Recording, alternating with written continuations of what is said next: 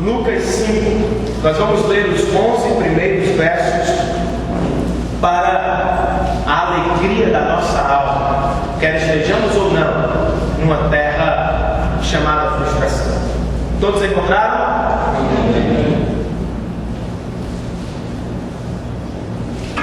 A versão que eu tenho em mãos, a Nova Versão Internacional, diz assim: certo dia, Jesus estava perto do lago de Genezaré, ou Mar da Galileia, outro nome para o mesmo lago, dado numa diferente região. E uma multidão o comprimia de todos os lados. Perceba por que as pessoas estavam ali: para ouvir a palavra de Deus.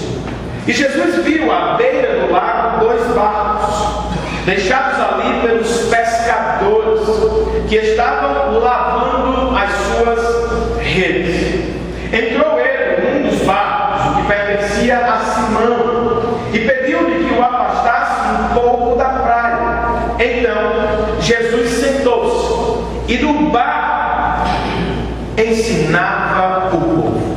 Tendo acabado de falar, disse a Simão Pedro: vá para onde as águas são mais fundas, e a todos os outros lancem as redes para a pesca. Simão respondeu, nosso amigo Pedro: mestre, esforçamos a noite inteira e não pegamos nada.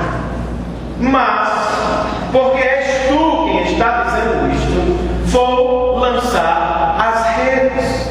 Quando o fizer, pegaram tal quantidade de peixes que as redes começaram a rasgar-se. Então fizeram sinais a seus companheiros no outro barco, para que viessem ajudá-los. E eles vieram e encheram ambos os barcos, ao ponto de começarem a afundar. Quando Simão Pedro viu isso, prostrou-se aos pés de Jesus e disse: afasta-te de mim, Senhor, porque sou um homem pecador. Pois ele e todos os seus companheiros estavam perplexos com a pesca que haviam feito, como também Tiago e João, os filhos de Zebedeu, sócios de Simão. Jesus disse então a Simão: não tenha medo. De agora em diante, você será pescador de homens. Verso 11. Eles então arrastaram seus barcos para a praia, deixaram tudo e o seguiram. Senhor, abençoa neste momento de reflexão na Tua palavra. Que os nossos corações se achem abertos. Que os nossos ouvidos se encontrem preparados para ouvirem a Tua voz. Eu sei que há pessoas que caminham há meses numa terra chamada frustração. Eu sei que há outros, ó Deus, que viveram uma frustração na noite de ontem. Eu sei, ó Deus, que mães estão frustradas, maridos, mulheres, filhos, irmãos, amigos estão frustrados aqui hoje. Eu sei que ainda vamos ser frustrados pela vida, mas eu quero pedir que pela Tua graça e misericórdia o Teu Evangelho se revele outra vez como a melhor notícia do Senhor, especialmente para aqueles que palmilham a estrada da frustração. Que Ele se revele palpável, concreto e aplicável aos nossos corações, de modo que, ao findar deste culto, Deus, nós não sejamos mais os mesmos, mas que pelo poder da Tua palavra, pela presença do Senhor entre nós, que sejamos transformados de glória em glória segundo a imagem do Teu Filho Jesus Cristo, o nosso Salvador. Esta é a nossa oração, em nome dele, que nos ama e que está conosco todos os dias. Amém e amém. Já faz alguns meses que Jesus começou o seu ministério terreno. E ele começou o seu ministério terreno pregando, ensinando. Lucas nos mostra esta ênfase no capítulo 4, pelo menos 4 vezes. Lucas nos diz que quando Jesus voltou do período de tentação no deserto, ele caminhou pelas cidades da Galileia, pregando e ensinando em todas as igrejas, em todas as sinagogas. Logo depois, quando ele ganha fama, as pessoas de sua cidade, Nazaré, onde ele cresceu, o convidam para pregar, e ele vai pregar. Depois de ser expulso, porque nem todos receberam Jesus de Nazaré, ele vai a uma outra cidade chamada Cafarnaum. Lucas nos diz no capítulo 4 que ele vai no sábado à sinagoga, abre o texto e prega o Evangelho de Deus. Depois disso, ele vai à casa de Pedro, onde permanece uma noite inteira, realizando curas, milagres e pregando a palavra de Deus. Lucas termina o capítulo 4 dizendo que Jesus está caminhando agora de Cafarnaum para outras cidades, e o objetivo dele é pregar o Evangelho do Senhor a outras pessoas em outras cidades. Destaque, gente, fica claro que o que Jesus veio fazer foi pregar o Evangelho, proclamar a boa nova do Senhor, e quando ele cura, ele não cura todos, mas ele cura alguns. Quando ele cura, ele está fazendo também pensando na mensagem, na pregação, no Evangelho. Mas desde o início, Lucas também nos deixa claro que Jesus anda cercado por multidões. As pessoas querem estar com ele, as pessoas querem ouvir a sua voz, as pessoas querem ouvir a sua pregação, mas elas também querem ver a sua autoridade sobre enfermidades, a sua autoridade sobre demônios.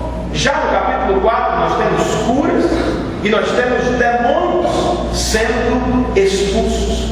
Jesus vive no meio de muita gente.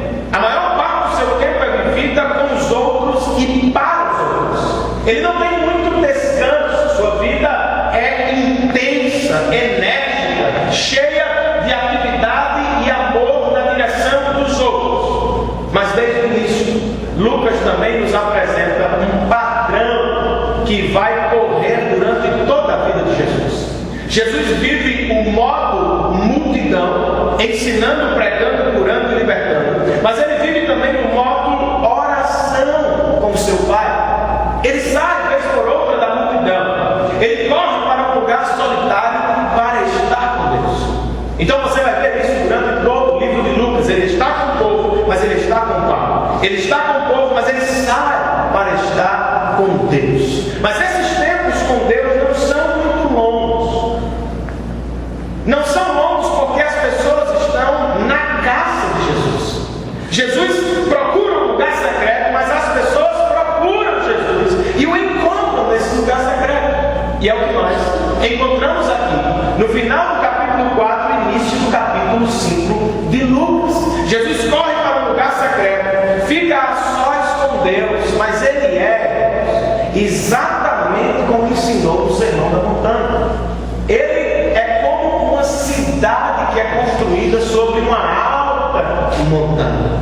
Uma cidade que não pode ser escondida. Todos querem estar com ele. Todos querem ouvir a sua voz. Todos querem o seu toque. Todos querem o seu poder. Então eles o encontram. E ele então volta ao modo multidão.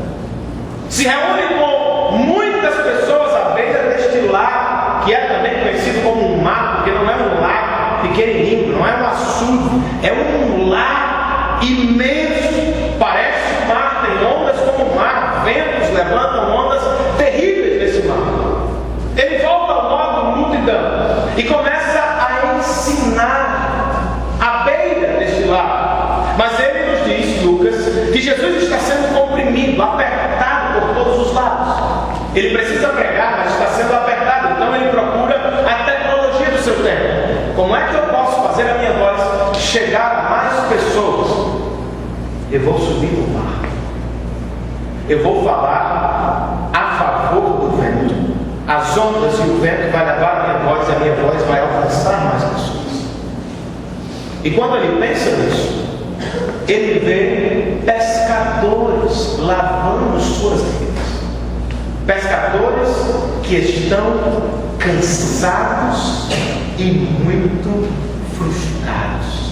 Passaram a noite inteira no alto mar, jogando redes pesadas e puxando-as de volta para o barco. No entanto, nada conseguiram pegar.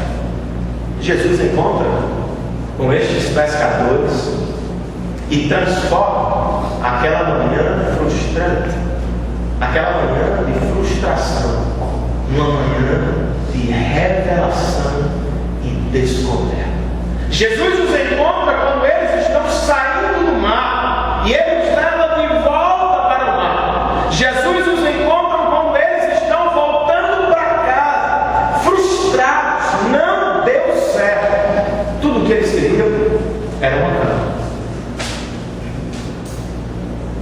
Jesus transforma a terra da frustração na terra da revelação do seu Evangelho. Eu não sei qual é a sua frustração. Eu não sei como você foi parar nessa terra. Eu não sei o que o levou a viver meses na terra chamada frustração. Mas o que eu quero, o que eu anseio, o que eu desejo nesta noite é que todos nós vejamos a rica oportunidade que Deus está nos concedendo. A terra da sua frustração é um convite de Deus para você. A terra da minha frustração é um convite de Deus para conhecermos ao Senhor e conhecermos o que Ele quer de nós. Como podemos perceber o próprio Deus e o seu agir quando estamos frustrados? Como podemos perceber a sua voz, o seu querer, a sua direção em dias de frustração? Nesse curto parágrafo, Lucas nos apresenta encontros. E esses encontros estão atrelados à frustração e revelação. Queria que você escutasse com atenção. A terra da frustração, em primeiro lugar, é uma terra excelente para se encontrar com a palavra de Deus. A terra da sua frustração, a terra da nossa frustração, é uma excelente oportunidade para nos encontrarmos com a voz de Deus. Deus quer falar com você, mas às vezes você corre demais e não para. Então ele frustra você, coloca você sentado para que você possa ouvir a sua voz. Pedro está frustrado. Pedro está desanimado. E Jesus está pregando. Desde o início, como vimos, Jesus vem para pregar. Todas as citações de Lucas no capítulo 4 apontam para isso. Como diziam os puritanos do século XVII, Deus só teve um filho e o fez um pregador do Evangelho. Jesus veio para pregar. Tudo que ele faz tem a ver com a mensagem. Tudo que ele opera é ilustração do Evangelho. O Evangelho é uma mensagem. O Evangelho é uma mensagem de Deus para nós. E não algo material apenas, mas primeiro é uma mensagem. E Jesus sai pregando, reúne multidão. Ele se levanta sobre o barco e começa a pregar, e nós não sabemos sobre o que ele pregou. Talvez usando a natureza como era seu costume, ele apontou para o sol e disse: Deus é como este sol, brilhando a sua justiça sobre toda a terra. Talvez olhando para o mar, ele disse: Deus é o nosso provedor, e foi Ele quem nos deu os peixes, foi Ele quem nos deu o alimento. Nós não sabemos exatamente sobre o que Jesus pregou. O que nós sabemos é o seguinte: a pregação diminuiu o foco. A pregação começou para uma multidão, mas de repente ela fecha numa única pessoa. A pregação foi feita primeiro para muitos, mas ela é afunilada para um homem chamado Simão. Um homem que estava frustrado, lavando as suas redes depois de uma noite, sem pescar nada. Jesus pede o barco dele emprestado, sobe sobre o barco, e enquanto isso ele está ali pescando, cansado depois de um dia de trabalho, pescando, não peixes, mas tentando chegar em casa para descansar. De repente ele ouve Jesus chamando-o pelo nome: Simão! Opa! Como é que ele sabe? Simão! Pegue o seu barco e volte para as águas profundas. Como é a história? Simão!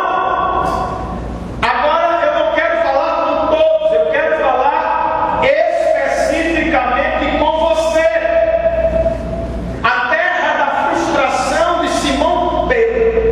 Torna-se uma terra de conversação. Deus quer falar com você. Deus quer falar com você, querido. Deus quer falar conosco. Deus às vezes permite a frustração dos nossos planos e projetos porque nós não estamos ouvindo. Deus em Cristo estava chamando Pedro, não foi o primeiro irmão? Talvez o terceiro, mas Pedro não entendia. Jesus frustra a noite anterior para conversar com ele na manhã cedo. Onde é que você está hoje? Qual é a sua frustração? Por que você foi parar nela? E o que é que você vai fazer com ela? Você quer enfrentá-la? Você quer sair daqui melhor? Você quer sair daqui de cabeça erguida? Você quer voltar para uma semana melhor? Volte-se então para este livro. Volte-se então para a voz de Deus que brada em tempos de frustração. C.S. Lewis, em seu livro O Problema do Sofrimento, ele diz que Deus sussurra conosco em dias de felicidade. Ele fala conosco em tempos de paz. Mas Ele grita aos nossos ouvidos em tempos de sofrimento. Eu não sei o que você está enfrentando, eu não sei pelo que você está passando, eu não sei qual é a sua terra de frustração. O que eu sei é que Deus está interessado em falar com você. Você precisa voltar-se para este livro. Você precisa voltar-se para Deus. E o tempo de frustração é ótimo para isso. Porque geralmente Ele nos deixa sozinhos, cercados, porém soldados. Todos querem dominar, mas só você viaja por dentro do seu ser. Um fala isso, outro fala aquilo. Por que isso? Por que aquilo? As suas perguntas. O que é que deu errado? Foi o que eu fiz? O que fizeram? Por que isso? Por quê? Só você mergulha no seu interior na tentativa de encontrar-se. E quando isso acontece, saiba de uma coisa: você não está sozinho. Deus permitiu que você estivesse sozinho, para que você soubesse, você não está sozinho. Você está a sós, mas você está a sós com Deus. Ele quer falar com você. Abraão, voltando de uma guerra terrível, com medo que os reis voltassem contra ele, temendo o seu futuro incerto, ficou sozinho e de repente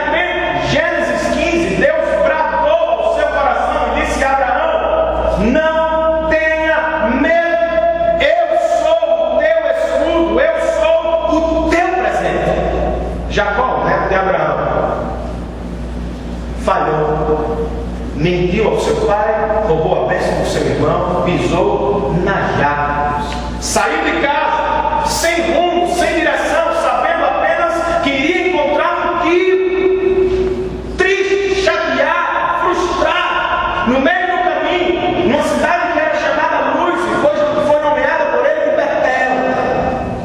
Deus o encontrou e Deus disse para ele: Jacó, enganador, não tenha medo, eu estou com você. Pedro está frustrado, não sabe o que fazer, não pegou nada, está triste, chateado. Cristo o encontra à beira do mar e diz: Pedro, não tenha medo, eu estou com você. Sabe o que é o Evangelho na vida prática, queridos? O Evangelho na vida prática é voltar-se para essa palavra e ouvir a voz de Deus dizendo para nós: não tenham medo, eu estou com vocês.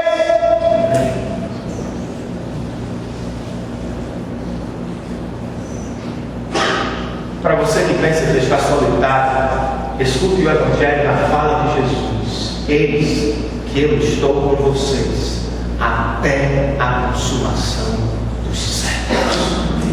Para você que está perdido no meio da escuridão, frustrado com o amanhã, com o presente, com o ontem, escute o Evangelho nas palavras de Paulo: todas as coisas cooperam para o bem daqueles que amam a Deus e foram chamados por Ele segundo o seu propósito. Para você que está sofrendo, frustrado com um filho, com uma pessoa doente, com uma situação terrível, escute Paulo pregando o Evangelho para os coríntios: este leve e momentâneo sofrimento de vocês não pode se equiparar ao peso de glória eterna que Deus está reservando para nós nos céus. Volte para este livro, por favor. Escute a voz de Deus regularmente. Abra esse livro. Tenha relacionamento com Deus. Permita que o Evangelho seja pregado para você de segunda a segunda e não apenas em dias religiosos. A terra chamada frustração é uma rica oportunidade para se encontrar com a palavra de Deus. Segundo lugar, a terra chamada frustração, ela é uma rica oportunidade para se encontrar com o próprio Deus. É um sobreponto, sim. A palavra de Deus nos leva ao próprio Deus. A terra da frustração é uma rica oportunidade para se encontrar com o próprio Deus. Talvez você não saiba disso, mas isso é o que você mais precisa hoje e sempre. Isso é o Evangelho. Por isso que eu falo dele todo domingo.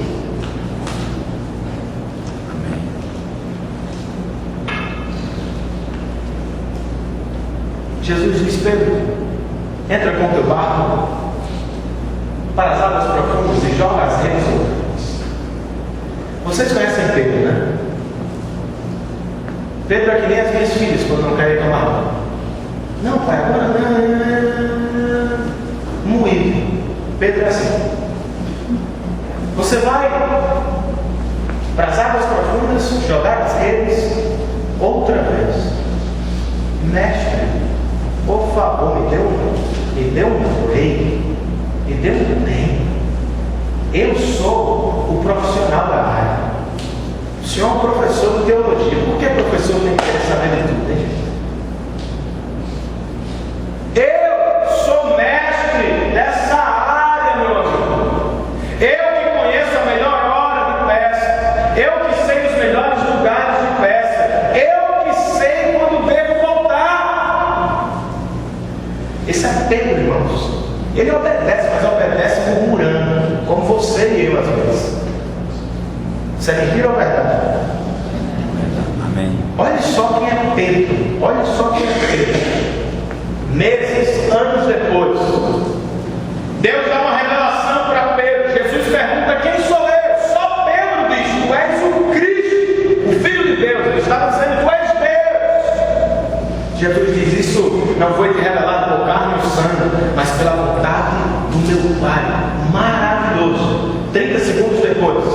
Jesus diz: eu vou para Jerusalém e devo morrer lá. Pedro, o cara que recebeu a revelação, diz: Deus, tu não sabes o que estás fazendo. Você não pode descer a Jerusalém. Como é, Pedro? Tu acabou de receber uma revelação do alto. Pedro é assim, sensível, porém teimoso, como você e eu. Jesus diz: vai. Ele diz: não, vai, Pedro, não, vai, Pedro, eu quero fazer algo. Ele vai, sem fé, como você e eu muitas vezes. Vou jogar, está andando, ele é um cara, professor, está vindo aí de cidade em cidade, foi ontem na minha casa, curou minha sogra, que milagre abençoado. Eu tenho que fazer isso. Vai lá e joga ele. Para a surpresa de todos, exceto de Jesus. As redes quase que levam os barcos a naufragar. Espanto geral. Caos, o povo fica doido. Peixe, chame mais barcos, chame mais gente, venham, por favor, me ajudem. Se fosse eu, talvez pensando no futuro das minhas filhas, eu teria puxado um contrato. Jesus, só aqui, só uma marquinha. O Senhor só precisa aparecer aqui uma vez por mês. 5 minutos no meu barco. Todos os lucros serão repartidos e investidos no seu ministério de pregação. Se fosse você, talvez você diria: gente, eu vou dar uma festa lá em casa. Nós nunca pegamos peixes assim. É churrasco para todo mundo quando chegar lá. Vamos dar uma festa. Isso nunca aconteceu. O que é que Pedro faz? Pedro pula de alegria. Vocês leram o texto comigo. Pedro pula de alegria. Pedro pula de alegria. Pedro promete um churrasco. Pedro quer dividir os lucros com Jesus. Não! O que é que Pedro faz, gente? Pedro não fica de pé saltando de alegria. Deus, obrigado, tal, não. Ele cai assustado. Ele cai com medo. Ele não pensa em dinheiro. Ele está agora pensando em Deus.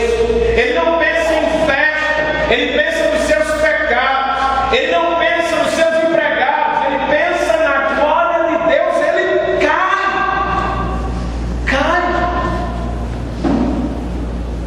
Ele vive o que o Dr. R.C. Sproul, no seu livro A Santidade de Deus, chama de o trauma da santidade. Jesus se descortina diante dele. Jesus tira o paletó humano e diz: Pedro, eu estou te chamando já há 3 encontros, mas você não entende. Eu não sou um rabino qualquer. Eu sou Deus. Você pensa que é a história do pescador? Não. É a história daquele que comanda peixes, mares e marés e todas as outras coisas que por ele foram criadas. Você cairia também. Você não sairia fazendo festa. Deus está diante de você. As pessoas geralmente querem tocar Jesus. O leproso da semana passada correu para tocar Jesus. A mulher do fluxo de sangue corre para tocar Jesus. Eles não sabem exatamente quem é Jesus. Pedro não sabia. Chamou de mestre, professor. Quando ele vê o milagre, ele diz: este é o Senhor da glória. Este é o Criador de todas as coisas. Os peixes ouvem a sua voz. No outro episódio, o mar está revolto, Pedro está com medo. Quando Jesus aquieta o mar, ele faz uma pergunta: quem é este que até o vento e o vai e obedece.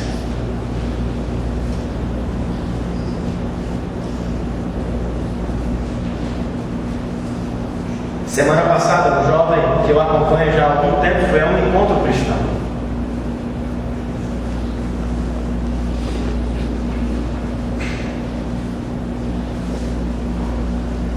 E ele chegou lá em casa para me contar sobre o que havia feito e visto. E eu perguntei como é que foi lá o encontro. Ele disse que teve muita brincadeira, teve muito esporte, teve muita comida. Legal. Era um evento de cristãos para não cristãos. Eu perguntei, houve conversões? Ele disse pouquíssimos. E as pregações como foram? As pregações foram de caráter motivacional. Se você participar da nossa igreja, e é assim agora, não é Cristo, é a nossa bandeira denominacional ou local, sua vida será melhor. Você não vai ter mais conta atrasada, você não vai ter mais câncer, você não vai ter mais isso, mais aquilo. Então, mesmo assim, um númerozinho reduzido de jovens foi afetado. E eu fiquei me perguntando, gente, que disparidade do que Pedro viveu. Será mesmo que Deus está nas nossas reuniões? Será mesmo que Deus está presente em nossos encontros? Gente, as pessoas não cristãs, não salvas, não precisam saber que a igreja é um lugar legal.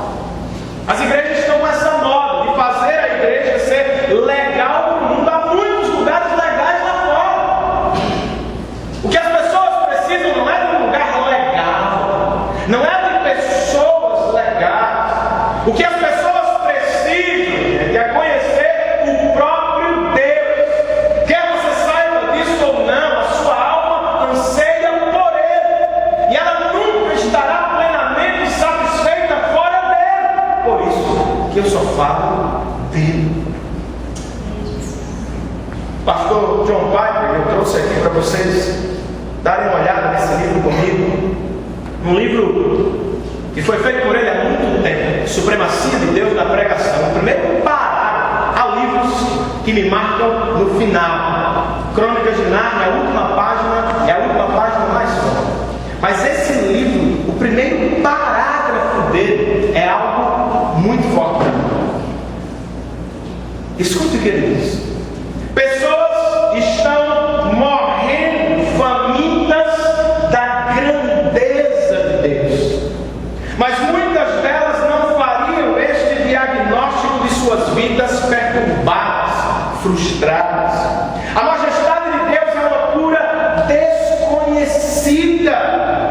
Há prescrições muito mais populares no mercado, mas o benefício de qualquer outro remédio é sumário e pouco profundo.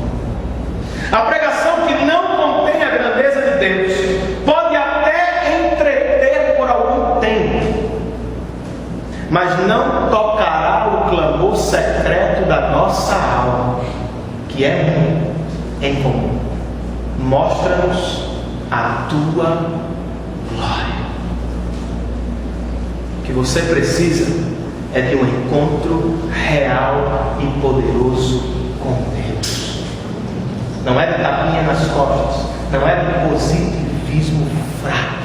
O que você precisa hoje é dar de caras com este Deus que causa medo, medo bom, medo que maravilha, medo que assusta, mas levanta, medo que se impõe, mas medo que gera adoração no nosso coração. Se Ele estiver mexendo com você no seu coração, você não vai querer saltar. Você pode até saltar, mas antes você vai cair. Antes de sair gritando e marchando e falando que Deus é bom, meu irmão, você precisa saber que Ele é santo. Antes de sair fazendo festa pelo que Ele faz, você olhando na face de Deus, você não conseguirá fitar os olhos dele. homens que viram Deus de perto nunca o viram de tão perto. Por exemplo, Jacó, neste episódio que eu mencionei, caiu por terra, ficou assustado, quando acordou disse: quão terrível é este lugar! Este é a porta dos céus, a casa do Senhor. Deus estava aqui e eu não sabia. Isaías, quando viu o Senhor se aproximando do templo, disse a ele: não vou morrer, pois os meus olhos viram o Rei da glória, e os meus lábios são impuros. Daniel, quando recebeu a visita do Senhor, não se aguentou de pé, ele caiu.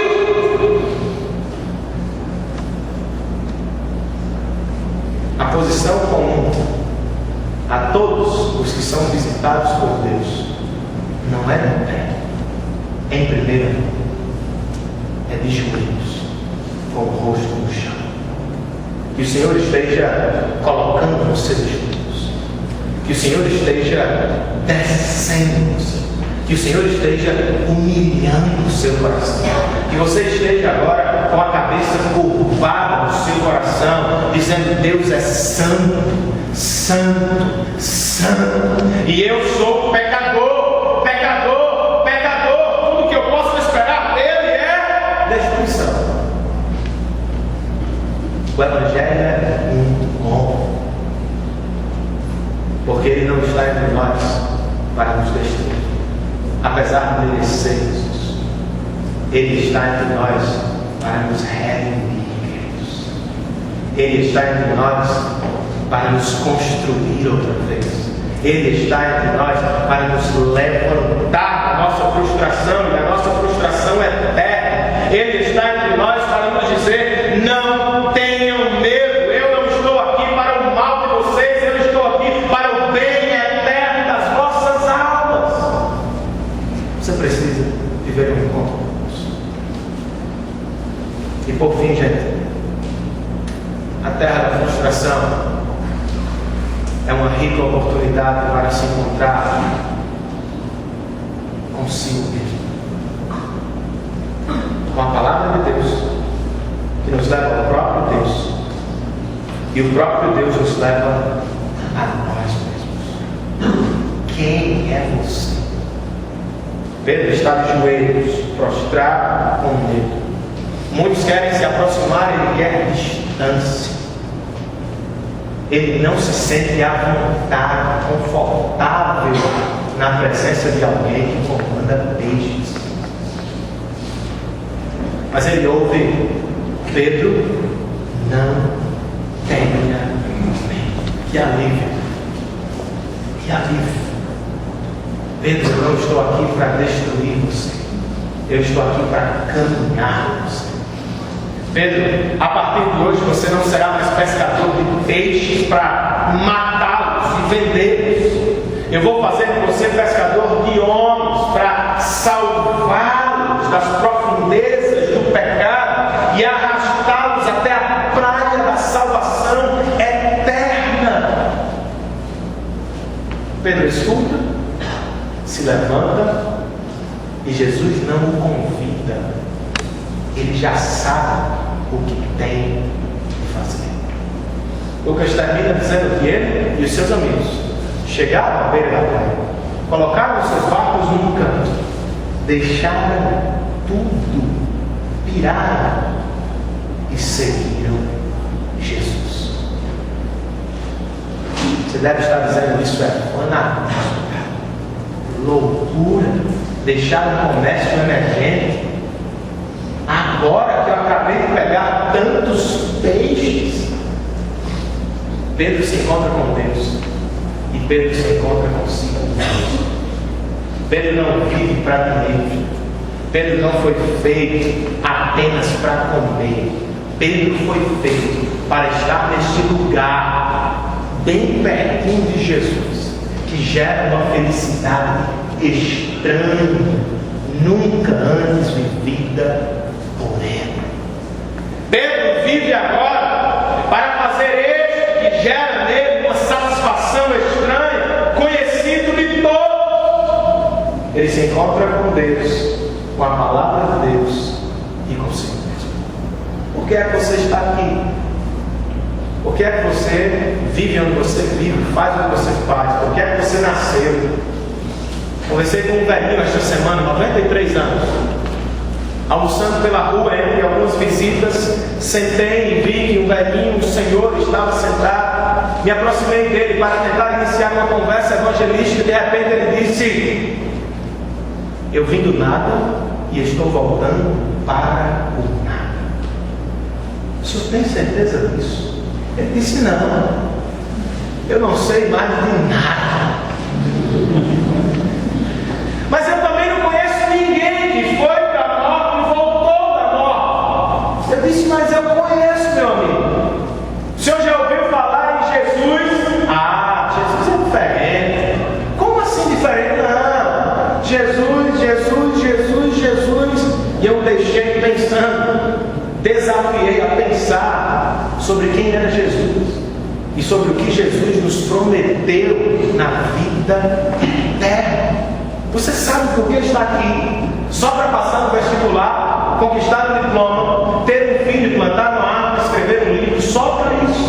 Viajar para os Estados Unidos, viajar para o Japão, ir ao interior, comprar uma casa, morar na praia, surfar, jogar vôlei, tudo isso é bom, mas só para isso. Eu vou responder essa pergunta, gente, fazendo outra. O que é que significa na Bíblia deixar todas as coisas para trás e seguir Jesus? Deixar todas as coisas para trás é o convite do Evangelho para todos. Significa desejar Cristo acima de todas as coisas. Talvez você não seja chamado literalmente a abandonar o seu carro no meio da equidade. Se você for fazer isso, me avise. Estou precisando de um automóvel, vergonha da de ônibus.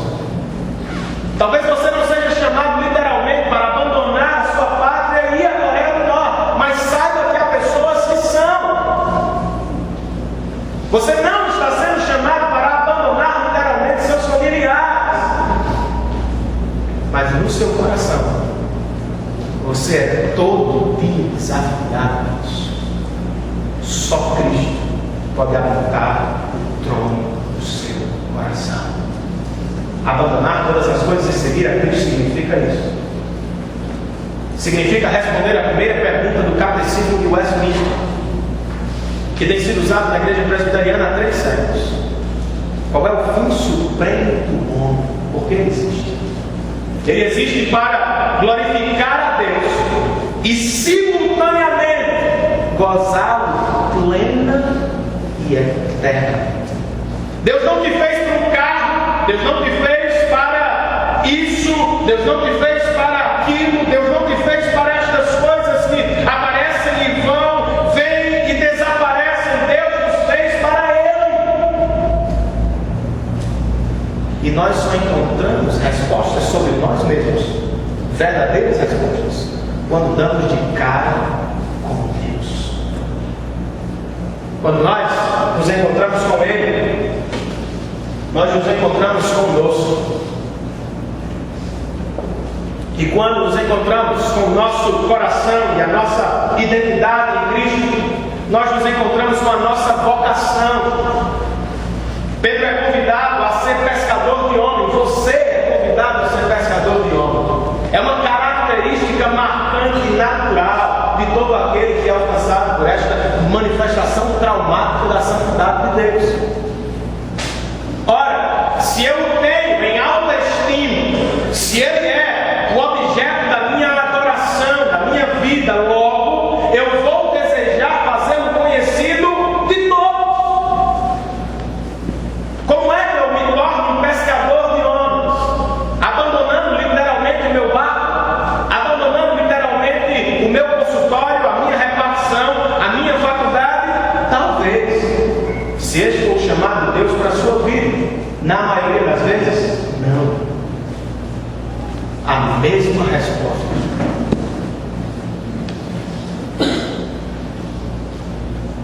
Eu vivo de de maneira missionária. Eu faço missões em primeiro plano, me escutem, por favor. Eu faço missões em primeiro plano, desejando Cristo acima de todas as coisas. Ser um cristão significa abandonar todas as coisas, colocá-lo em primeiro plano e adorá-lo acima de todas as coisas. Fazer a missão é um desdobramento disso. Eu faço missões desejando Cristo acima de todas as coisas. As pessoas precisam ver isso em você. Elas não virão a Cristo se Ele não for precioso na sua boca. Elas não virão a Cristo se Ele não for o amado da sua alma. Elas não entenderão a sua mensagem se você falar dele sem emoção, sem paixão, sem alegria. Mas é natural, as pessoas quando se encontram com Jesus na Bíblia, piram, no bom sentido, se apaixonam por ele de tal modo que saem falando para todo mundo, e eu estou batendo nisso todas as vezes. Eu não sou a favor de fazermos evangelismo apenas em datas específicas. Evangelismo não é um evento, não é uma obrigação. Evangelismo é a nossa adoração na sociedade. E Deus espera isso de você. Você existe para a glória do nome de Deus. Abandonando todas as coisas e colocando em primeira mão, você viverá o seu propósito de vida. Como resultado, outras pessoas vão ser atraídas ao Evangelho de Jesus Cristo. Eu comecei com um exemplo um pouco negativo de Sofia, mas ela é igualzinha a Pedro, igualzinha a você. Ela tem altos e baixos.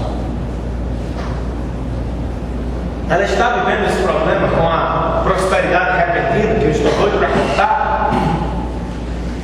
Mas por outro lado, ela é tão sensível quanto Pedro. Nós temos cultos regulares na nossa casa. E outro dia, nós estávamos cantando uma música. E eu queria já convidar o grupo de louvor a subir aqui, por favor. Essa música que vamos cantar hoje, na Bíblia, cantamos uma música e estávamos nos preparando para a oração. De repente, Sofia me interrompeu e disse: papai, eu quero ir para o céu. E eu disse: filho, calma aí, senão quem vai sou eu. O que é que uma menina de 3 anos quer fazer no céu, Sofia? Por que é que você quer ir para o céu, meu amor? Papai, Jesus é lindo. E eu quero dar um beijinho nele. O meu sonho é fazer Jesus ser lindo para você. Outro dia foi a vez de Bia. Estou lendo regularmente o Evangelho de Lucas com elas. Jesus entra em Jerusalém e ele chora sobre Jerusalém. Ele chora dizendo que Jerusalém perdeu a rica oportunidade de ouvi-la. E essa oportunidade não voltará. Jerusalém será destruída. Eu disse: Bia, Sofia, Sabrina, o Evangelho está sendo ofertado para nós hoje. E é a rica oportunidade de termos Jesus entrando no nosso coração para caminhar conosco em todos os tempos, inclusive na terra da sua frustração. Nós não podemos perder esta rica oportunidade. E eu disse: pai, se o Evangelho é ter Jesus caminhando comigo sempre, eu quero as boas novas de Jesus. Pouco a pouco, dia a dia, Jesus está sendo desejado pelas minhas filhas. Ele está sendo apresentado como ele é, parágrafo por parágrafo, lindo, belo, poderoso, amável, doce, saboroso. A minha vida foi radicalmente transformada quando eu me encontrei com ele. depois eu me encontrei comigo mesmo. Hoje eu não vivo mais para mim, eu vivo para Ele. E eu não sonho mais com tudo o que vai me fazer feliz apenas. Eu sonho com o que gera felicidade no coração dele, porque eu sei que quando Ele está feliz, eu estou feliz. Eu vivo para fazer o conhecido e desejado no seu coração. Quero que você responda ao Evangelho hoje. Na terra da sua frustração, você vive a rica oportunidade de ouvir a sua voz. Ele está falando. Na terra da sua frustração, você vive a rica oportunidade de ver o próprio Deus revelado aqui e no seu coração. Na terra da sua frustração, você vive hoje a oportunidade de encontrar-se consigo mesmo. Curve a sua cabeça.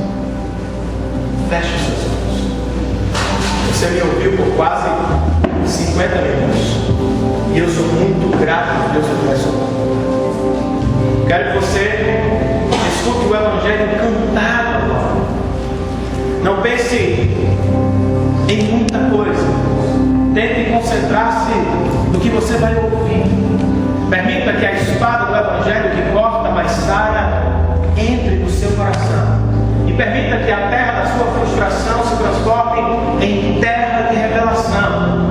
Que você saia daqui não frustrado, mas maravilhado. O Evangelho pode ter sido pregado para você há 10 anos, 15 anos. Mas ele não deve ficar lá atrás. Ele não é o ABC da nossa fé. Ele é o A a Z. Porque o Evangelho é a mensagem de que Deus caminha conosco todos os dias. Quer seja nos altos montes, quer seja nos profundos e escuros vales, Deus está conosco. Quer você esteja frustrado hoje por uma pessoa, quer você se ache frustrado por um trabalho, quer você se ache frustrado por um pecado, saiba, Deus está aqui.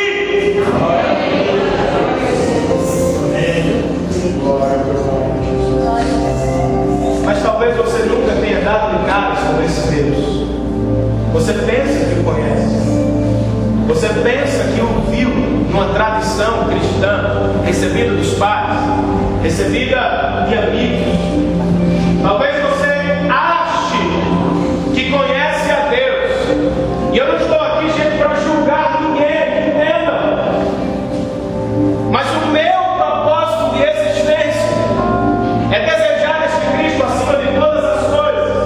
E é fazendo desejado no seu coração. E eu quero que você ande com Deus, não apenas no domingo à noite, não apenas no domingo pela manhã. Eu quero que você desfrute de Deus todos os dias da sua vida. Você não sabe o que está perdendo. Abra o seu coração. Deus está furando o seu coração. E hoje Ele está fazendo conosco o que prometeu que iria fazer com Pedro. Ele está nos fazendo pescadores de homens que saem do profundo dos seus pecados para o mais alto monte da salvação, Cristo Jesus. Volte a ler esse texto. Não o deixe na gaveta. Não o deixe para depois. Ele é prioridade. É como o pão que você come de manhã. É como o alimento que você come na hora do almoço. É prioridade. Volte a se encontrar com Ele neste livro. E você se encontrará consigo mesmo. Resolverá talvez as frustrações do seu coração. Sabe por quê? Porque talvez tenha sido o próprio Deus que frustrou o seu sonho esta semana. Talvez tenha sido o próprio Deus que frustrou a sua viagem semana passada. Talvez tenha sido o próprio Deus que frustrou os seus projetos no ano passado. Você não estava ouvindo. os meios de parar você, de chamar a tua atenção para a boa notícia que Ele tem para você. Eu quero caminhar com você. Você pode cantar esse refrão outra vez conosco? E dizer que Ele está nos chamando pela cruz. Não fique aperreado com o tempo. Ele é mais importante. Ele é mais desejável do que o Faustão. Ele é melhor do que o resultado do Flamengo. Ele é melhor do que o lanche que nos espera. Deus é melhor. Desejo acima de todas as coisas. Você que está frustrado, coloque-se diante dele, cante isso outra vez. Diga que pela cruz Ele nos chamou.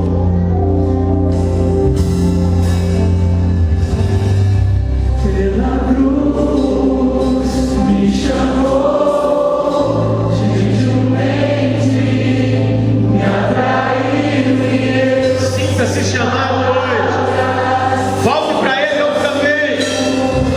quebrantado, seu amor. Pela cruz me chamou, gentilmente me atraiu e eu, sem palavras, me aproximo, quebrantado, o seu amor. Senhor, Tu estás entre nós. E eu tenho certeza que o que aconteceu com Pedro está acontecendo com muitos aqui. A palavra que é proclamada do púlpito e alcança todos, talvez tenha diminuído o seu alcance para o coração de alguns. E talvez o Senhor esteja chamando pessoas pelos seus nomes. Talvez pessoas se sintam agora chamadas, atraídas pelo teu amor. Elas não podem resistir porque a tua beleza é irresistível. Elas não podem resistir porque a tua graça é incomensurável. Que elas se dobrem, que elas caiam diante de ti em arrependimento e adoração, para que sejam levantadas pelo Senhor para a alegria eterna que começa hoje. Que o Senhor transforme a terra da frustração do meu irmão em terra de revelação. Que o Senhor transforme a terra da frustração da minha colega que me visita hoje para uma terra de comunhão. Que outra vez o teu evangelho nos traga para perto do Senhor. Pois é aqui onde precisamos estar, ante a tua grandeza, maravilhado com o teu amor. Obrigado por tudo, Senhor, em nome de Jesus.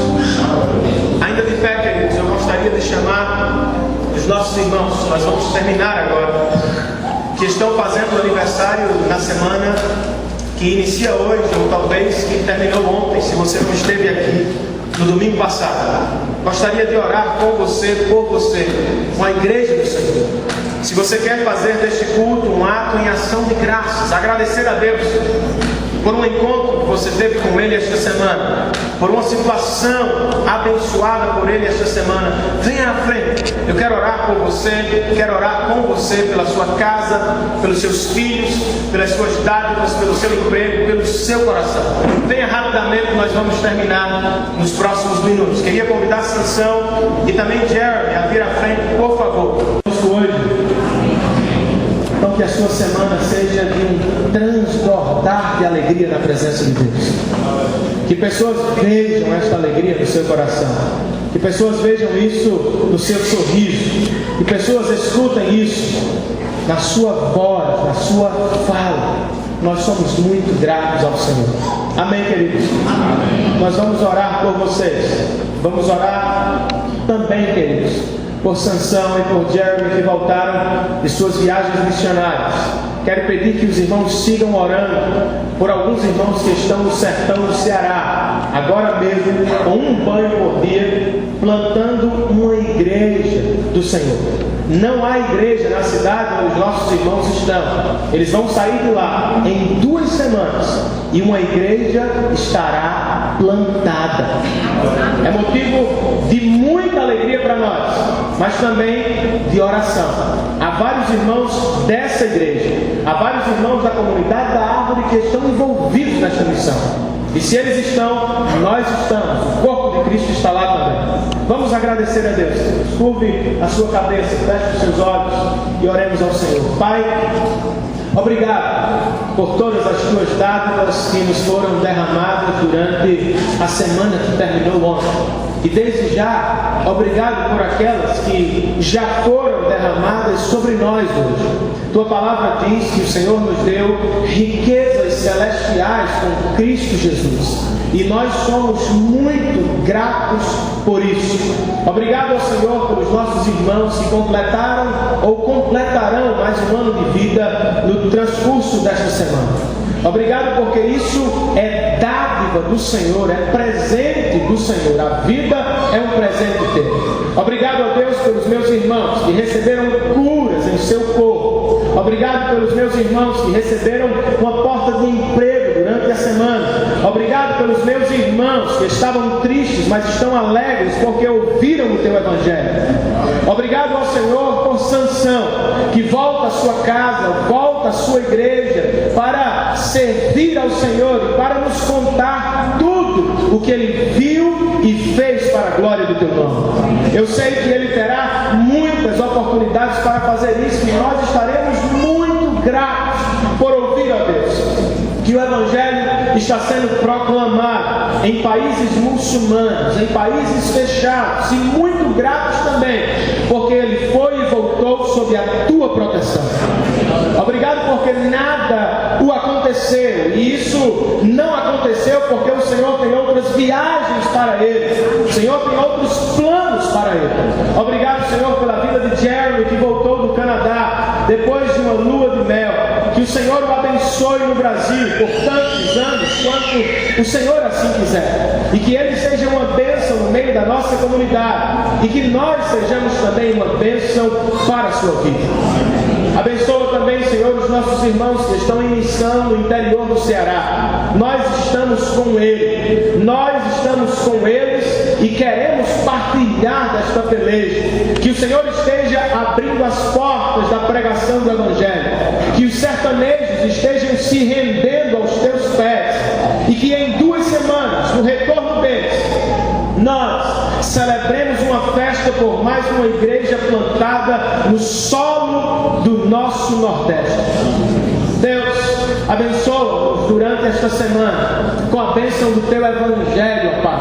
Que nós nos encontremos com a tua palavra diariamente, que nós nos encontremos contigo, que assim achemos, ó Deus, o propósito da nossa existência.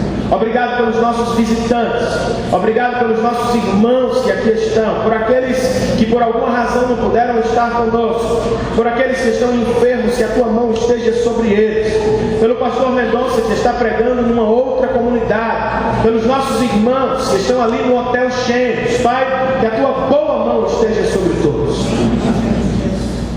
Que o teu amor, ó Deus, maravilhoso, que a graça salvadora, fortalecedora do Senhor Jesus Cristo, e que as doces consolações do Espírito Santo de Deus estejam conosco hoje e sempre. E que a igreja do Senhor agora diga